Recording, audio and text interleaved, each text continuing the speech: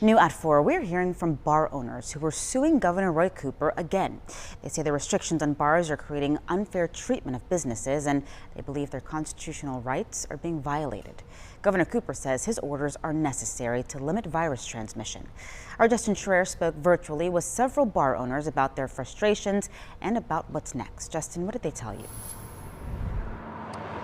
And some of those bar owners tell me tonight that they've decided to keep their bars closed with the current restrictions in place because they say they're unable to turn a profit.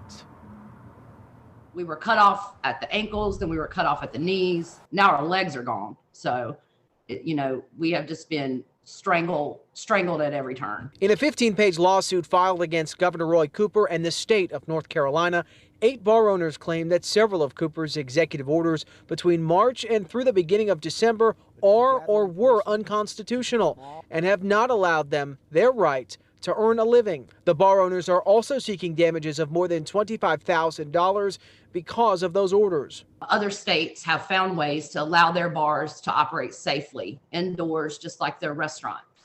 And, our attempts have fallen on deaf ears, and we're more than willing to do whatever safety measures need to be taken. In an email to WXII 12 News, attorney Chuck Kitchen, who is representing those in the suit, says in part, the complaint is directed to the executive orders issued by Cooper, but moreover, it also challenges the constitutionality of the statute, which allows him to issue executive orders without approval by the Council of State.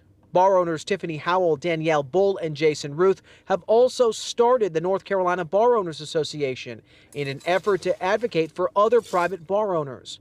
They say over the past 10 months, they have all lost hundreds of thousands of dollars and cannot afford to open under the current restrictions in place. I don't have an outdoor area, and with 7 people for 1,000 square foot, I would have to take the entire parking lot of my building to even make it worth my time to open the doors. Howell says they hope this lawsuit sends a strong message.